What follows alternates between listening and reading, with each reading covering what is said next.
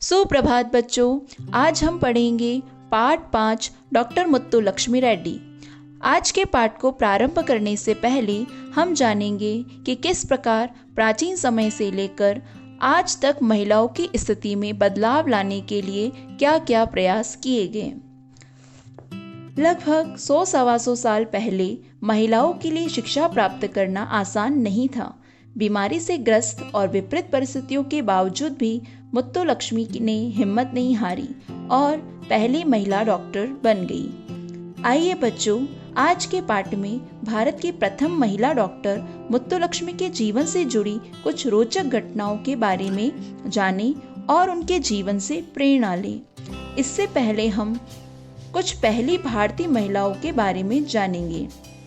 पहली भारतीय महिला राज्यपाल भारत कोकिला सरोजिनी नायडू। माउंट एवरेस्ट की चढ़ाई करने वाली पहली भारतीय महिला थी बछेंद्री पाल। पहली भारतीय महिला प्रधानमंत्री थी श्रीमती इंदिरा गांधी। तो आइए बच्चों, अब हम आज के अध्याय की ओर अग्रसर होते हैं। आज का पाठ भव्या और उसके पापा दीक्षित के वार्तालाप से प्रारंभ हो रहा है। भव्या कहती है, पापा, इस साल 15% लड़कियों ने IAS की परीक्षा पास की है। भव्या का उल्लास से भरा स्वर वातावरण में गूंज उठा। देखिए ना, अब लड़कियां किसी भी क्षेत्र में लड़कों से पीछे नहीं हैं। इस पर दीक्षित जी ने कहा, ठीक कह रही हो बिटिया। क्या तुम जानती हो लड़कियों ने समाज में यह स्थान प्राप्त करने के लिए किन किन कठिनाइयों का सामना किया है? भव्या की प्रश्नसूचक दृष्टि देखकर उसके पिता ने कहा। अर्थात यह सुनकर भव्या को आश्चर्य हुआ, क्या ऐसे क्या कारण हो सकते हैं जिसकी वजह से लड़कियों को शिक्षा प्राप्त करने के लिए इतनी मुसीबतों का सामना करना पड़ा। और इसी बात का जवाब देते हुए उसके पिता ने कहा, आज से लगभग 100 वर्ष पहले महिलाओं के लिए सामान्य पढ़ाई लिखाई भी आसान नहीं थी। सुनो, मैं तुम्हें चिकित्सा के क्षेत्र में स्नातक की उपाधि पाने वाली पहली भारतीय महिला डॉक्टर मुत्तुलक्ष्मी रेड्डी के जीवन के बारे में बताता हूँ। 30 जुलाई 1886 को तमिलनाडु की रियासत पुदुकोट्टई में जन्मी मुत्तुलक्ष्मी उन भारतीय नारियों में से एक हैं जिन्होंने अपनी इच्छा शक्ति और दृढ़ निश्चय से इतिहास में अपने लिए विशेष स्थान बनाया। 9-10 वर्ष की आयु में ही दमा जैसी बीमारी से ग्रस्त हो जाने पर भी उन्होंने हिम्मत नहीं हारी। यह वह समय था जब लड़कियों को पढ़ाने का चलन नहीं था।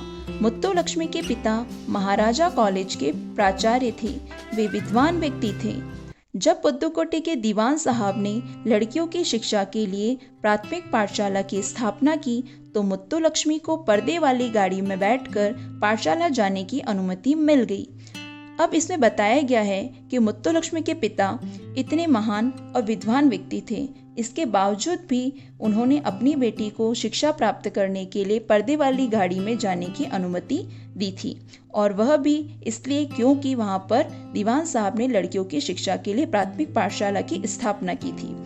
यद्यपि छात्राओं को छात्रवृत्ति का लालच दिया गया, परंतु बहुत कम बालिकाओं को पाठशाला आने के लिए प्रेरित किया जा सका।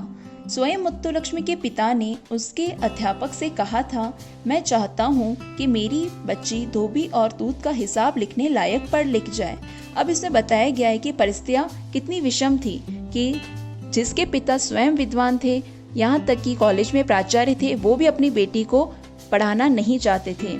और वहाँ पर जो कॉलेज खोला गया था, जो पाठशाला की स्थापना की गई थी, उसमें भी लड़कियों को पढ़ने के लिए प्रोत्साहित करने के लिए छात्रवृत्ति का लालच दिया जा रहा था ताकि लड़कियां पढ़ने के लिए आगे बढ़ सकें। बच्चों, आज के पाठ में हम इतना ही पढ़ेंगे। आज के पाठ में जहाँ जहाँ भी कठिन शब्द आए हैं उन्हें आप रेखांकित कीजिए और पाठ में आए शब्दार्थ को याद कीजिए। धन्यवाद।